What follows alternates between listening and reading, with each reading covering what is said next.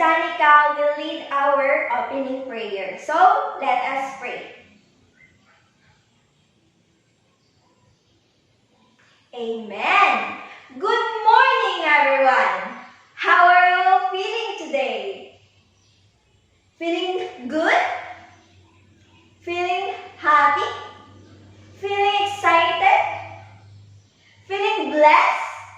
Great! Now before we continue, let us sing a song. Oh, it's science time after all. Did you know that song? Okay, let's sing. Ready? Sing. Oh, it's science time after all. Oh, it's science time after all. Oh, it's science time after all. Oh, it's science time after all. Again. Oh, it's science time after all. Oh, it's science time after all. Oh, it's science time after all. Oh, it's science time after all. Okay, you may now take your seat. Is there any absent in this class today? Okay, none. So let us give ourselves 5 claps. 1, 2, 3, 4, 5. Okay, so before we continue, what are the things we should know when we have classes in our classroom? First, sit properly. Second, listen carefully. Third, raise your hand if you want to speak or answer. And fourth is be cooperative and participate in our activities. Is that all clear? Okay, very good. Before we continue in our new lesson, let us recall our lesson yesterday. Who can tell me what is our lesson yesterday? Yes, Danica. Yes, that's right. It is energy. Now, what is energy? Yes, Vanessa. Yes, that's right. It is the ability to do work. Very good. Now, let's have a short game. It is called 4 Picks 1 Word. In this game, you need to observe those pictures and guess what one word that represents them. Did you understand? Okay, so let's start. Let's start with these first 4 pictures. What word that represents these pictures? Yes, Danica. Yes, that's right. It is energy. Very good. Next, let's proceed to the second pictures. What word that represents these pictures? Yes, Jeremy. Okay, it is light. Very good. Let's proceed to the third picture. What word that represents these pictures? Yes, Vanessa. Okay, very good. It is heat. Fourth pictures. What word that represents these pictures? Yes, Merlan. Yes, that's right. It is sound. Very good. And the last one. Who can guess the last one? Yes, Dave. That's good. It is travel. Very good. Now, who got the correct answers? Yes, very good. Now, give yourself 3 claps. 1, 2, 3. Okay. Now, in the last part of our game, our answer is travel. Now, Did you experience traveling in any province or cities? Okay. Now, how about if we think how light, heat, and sound travel? Did you experience this in our surroundings? Okay, so our lesson for today is about how light, heat, and sound travel. Are you ready to learn? Okay, so let's start. Light, heat, and sound are all forms of energy. Again, energy is the ability to do work. It makes an object move and function. Now let's first talk about light. So, what is light? Light is a type of energy that is also known as electromagnetic radiation. It travels in waves and is the only form of energy visible to the human eye. Now try to close your eyes. Can you see anything? Okay, none, because we cannot see if there is no light. Now, how does light travel? Light always travels in a straight line going through a single medium. Any substance through which a light wave can travel. An example of the main source or source of light is the sun, which is the main source of light and energy. Can you give me another example of source of light? Yes, Vanessa. Okay, flashlight. Very good. Now, the light is what we call the light ray. And those light rays travel in a straight line. When the light ray enters a denser medium like liquid, it travels more slowly. Now I have here a glass and a water and a pen. Let's see how does light enters in a liquid.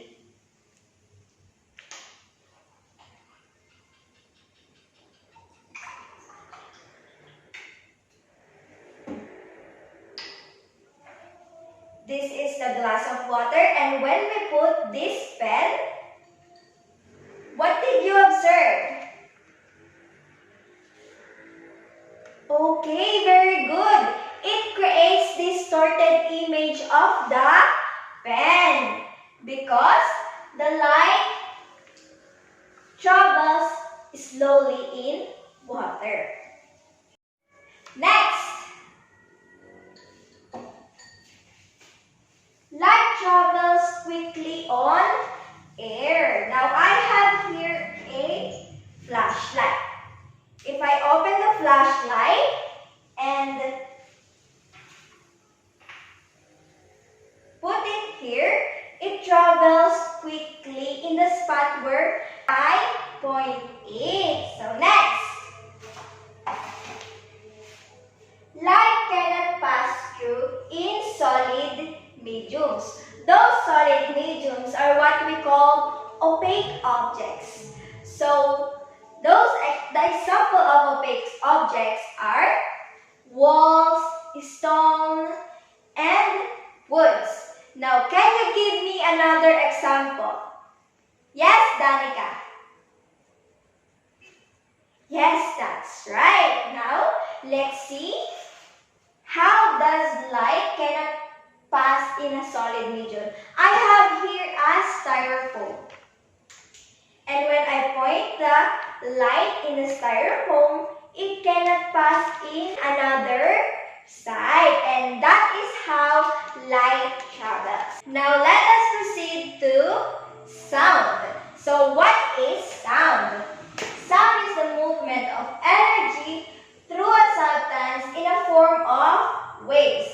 It is produced when a force causes an object to vibrate. It is generally a term that is used to describe describe when something is heard by the ear. Sometimes if the noise is too loud, we cover our ears so that we cannot hear that noise. So how does sound travel? We can measure sound by frequency and pitch. If a noise has a high pitch, it will also have a higher frequency. If it has a lower pitch, the frequency is also low. The sound travels from one place to another depending upon the medium and how closely packed the molecules are in the matter. And the three mediums are the gas, liquid, and solid. If the sound travels, where will it travel faster? Is it in gas, liquid, or solid? Yes, Vanessa. In gas? How about you, Danica? In solid? Okay, let's see. In gas, sound waves travel the slowest. Dahil makikita natin sa picture na ito na hiwa-hiwalay yung molecules, kaya mabagal yung pag-vibrate ng sound.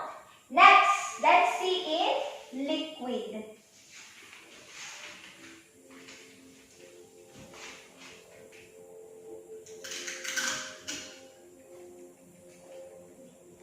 In liquid, sound waves travel faster than in gas. Dito, makikita natin na magkakadikit na medyo yung mga molecules. Kaya, mas mabilis na nagbabibrate yung sound kaysa dito sa gas. Now, let's see naman sa solid.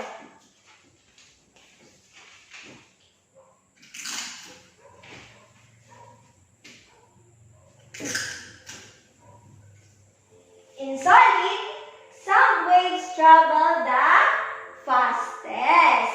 Dahil nakikita natin dito na talagang magkakadikit na yung mga molecules. And that is how sound travels. Now let's proceed to heat. So what is heat? Heat is a form of energy associated with the motion of particles. Now, how does heat travel? It is capable of being transmitted through a solid and liquid media by conduction, convection, and radiation. Those objects that allows heat energy to flow freely is what we call conductors. And these are the examples. We have here copper, aluminum, and gold. Most of the conductors are metals. And an object that does not allow heat energy to flow freely through it is what we call insulators. And here are the examples. We have here foam, plastic, and wood. Now, can you give me an example of conductor? Yes, Danica.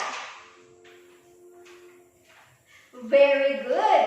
How about an example of insulator? Yes, Vanessa. Yes, that's right. And that is the end of our lesson. And now, let's see if you really understand our lesson. What are the three forms of energy? Yes, Danica. Very good. It is light, sound, and heat. How does light travel? Yes, Vanessa. Yes, that's right. It travels in a straight line. What objects that light cannot pass through? Yes, Jerry. Very good. Those are opaque objects. And how does sound travel? Yes, Merlan. Very good.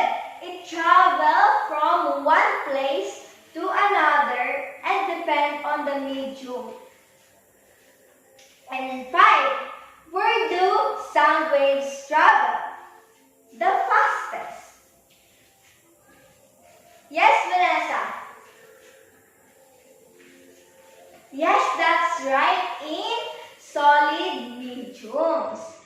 Number 6. Where do sound waves travel the slowest? Yes, Dave. Okay, very good. Sound waves travel the slowest in gas. Now, how does heat transfer? Yes, Danica. Very good. Heat transfer between objects with different temperatures. Number 8. What solid and liquid media can heat is capable to be transmitted? Yes, Merla. Very good in conduction, convection, and radiation. Number 9. What are conductors? Yes, Dave. That's right. Those are objects that allows heat energy to flow freely through it. Now, the last is, what are insulators? Yes, Danica. Very good. Insulators are objects that does not allow heat energy to transfer through it. It seems that you really understand our lesson. Now, let's have an activity. I will group you into 3. This is the group 1, group 2, and group 3. What you are going to do is identify objects in your house that uses light, sound, and heat. Then arrange those objects in this board. After you write your answers, you will go here in front to share those objects that you chose. So you may start now.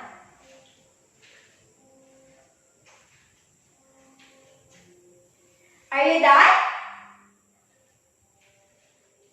Okay, so group 1 will first share their answers in front. So go here in front and share your answers.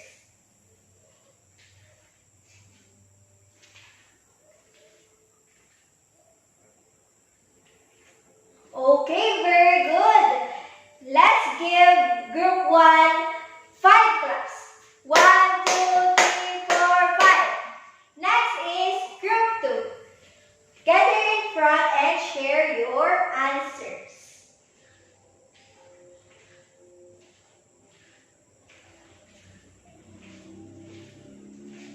Okay, very good. Let's give group 2 5 claps. 1, 2, 3, 4, 5. And last is the group 3. Go here in front and share also your answers.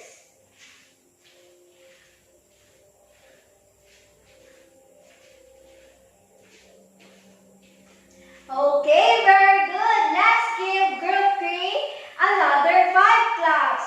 1, 2, 3, 4, 5. Very good. All groups have a great job. Now, let's have another and our last activity. This game is called Fact or Bluff. Now, I have here some sentences and you will identify if it is fact or bluff. Now, you can stand and lie and have 2 lines. If your answer is fact, go in this line. And if your answer is bluff, go in this other line. Now, are you ready? Okay, so let's start. Listen carefully. Heat transferred between bodies of different temperatures. Heat transfers between bodies of different temperatures. Is it fact or bluff? Go! Okay. Number 1 is fact. Very good. Number 2. Gold is an example of insulator. Gold is an example of insulator. Is it fact or bluff? Go!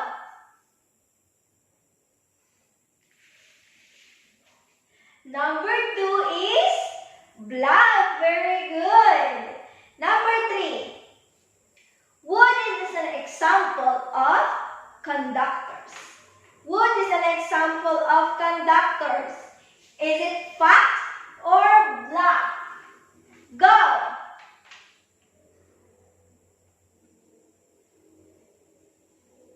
It is bluff because wood is an insulator. So number 4. If a noise has a high pitch, it will have a low frequency. If a noise has a high pitch, it will have a low frequency. It is fact or bluff? Go! Okay, it is bluff.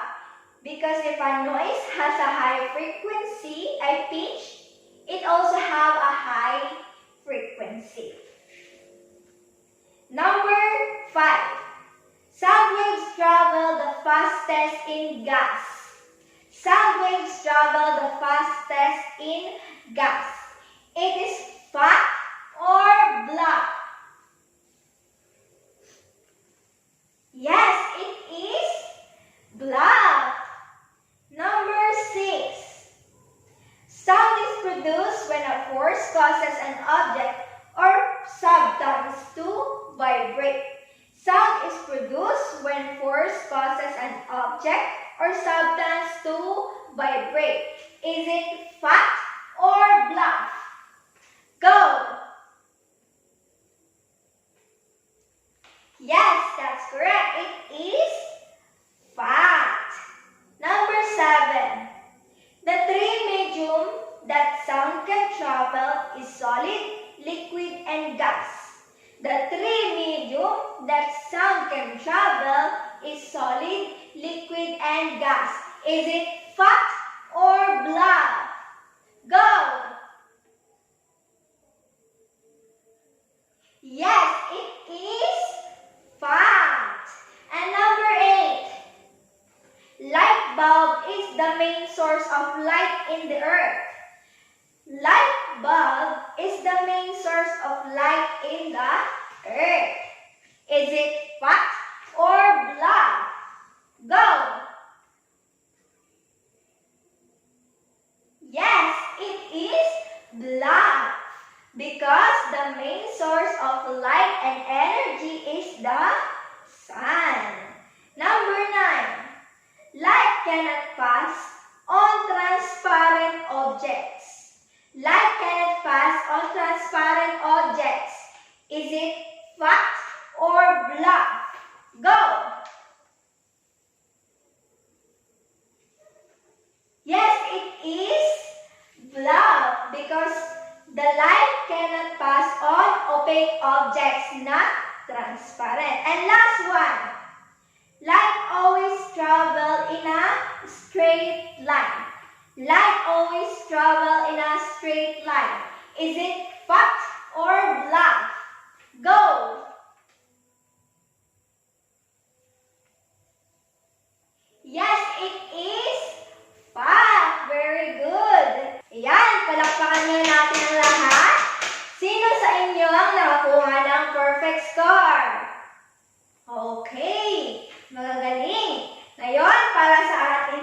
gawain ay ang ating assignment.